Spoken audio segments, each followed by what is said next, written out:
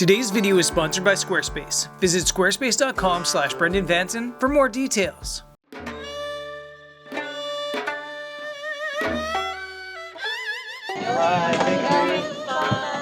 Okay, after a really long day of travel, I've landed in Korea for my first time ever, and I've got like a 48-hour layover. Let's get some sleep and then explore.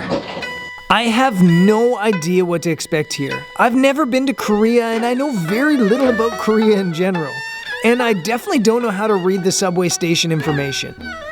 But I'm so intrigued. And honestly, I've missed these travel experiences that feel ultra foreign to me. I've become so desensitized to travel over the years that sometimes I need to get way out of my comfort zone to feel that creative spark of excitement. Thanks to Google Maps, I'm able to navigate a couple metro transfers and end up in Myeongdong, where I gather is kind of the center of Seoul. Arriving well after midnight at my hotel, I'm a little bit worried about my late check-in. Thankfully, there's a dinosaur and a couple robots there to help me get checked in. Yeah, you heard that right. I stayed 3 nights at this hotel and didn't see a single staff member. Only robots and dinosaurs.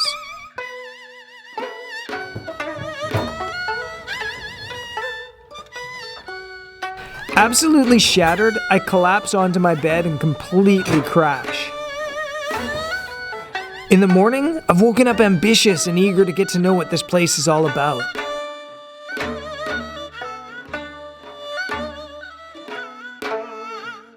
Okay guys, Seoul, Korea, here we are. I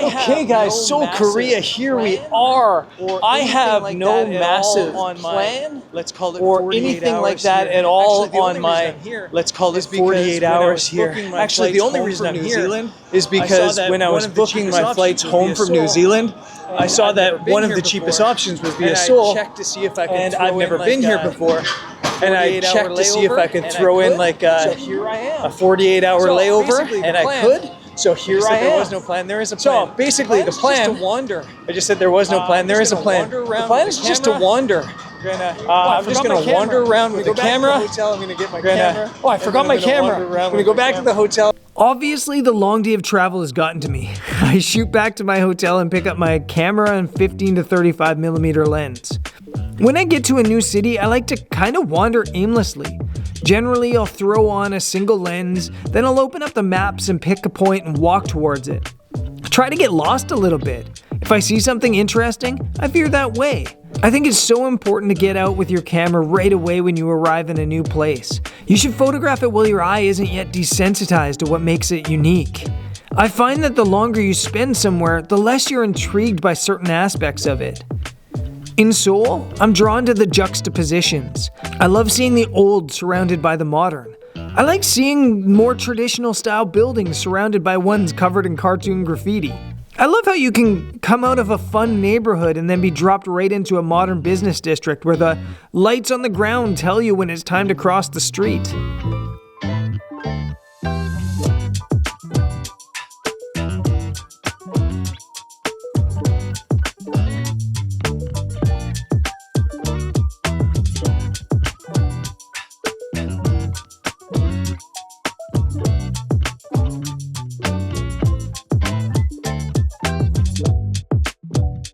So I've been walking around for about an hour and I've learned 2 important lessons, maybe 3. Number 1 is that things are closed here in Seoul on Mondays. It turns out most of the temples and things like that are closed. The one behind me here actually is undergoing renovations, so it's closed for a while. So I haven't been able to go into anything, but I'll do that tomorrow. The second thing I learned is I think I want to do photography at night here rather than in the day.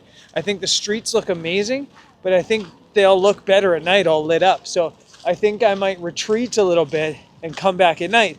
The third thing I learned is that I love it here. I'm just going to straight up say it. I love it here. I think it's such a cool town. I feel like, this is going to sound wrong, I feel like people are kind of leaving me alone here. Does that sound wrong? But I love it. Like everywhere I go, there's really cool restaurants, there's really cool cafes, there's lots to do, there's lots to see. It feels fun, it feels exciting, and it feels like people are kind of just ignoring me, and I kind of love that feeling. I don't know why. That's kind of my vibe. I love being ignored.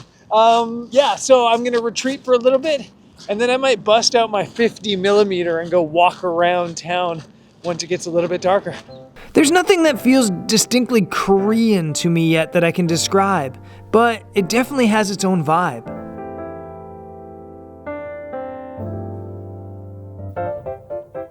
On the walk back to my hotel, I marked down about a half dozen potential photo spots on my map. I can't wait until dark rolls out and the lights of the city come alive. This is going to be so much fun and I can't wait. The only problem is, well... Okay guys, I'm filming this from home, actually, in Portugal. Come here, bud. Come here. Come here. I want to introduce you to somebody. Wow! Whoa, flying puppy. I want to introduce you to somebody. This is Cody. He's my little buddy now. Hey bud, he's about 3 months old and he's super cute. Although he's kind of scared of my tripod. He's just been barking at the tripod.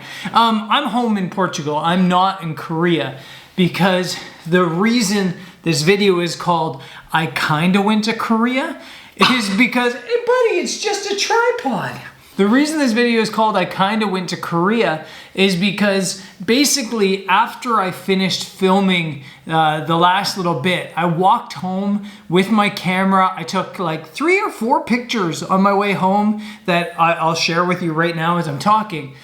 Then I stopped for lunch and it was seafood. And do you know that feeling that you get sometimes when you eat seafood and immediately as you eat it, you realize it was bad? That's kind of what happened. I ate the seafood. I was like, oh, I don't think that tasted right.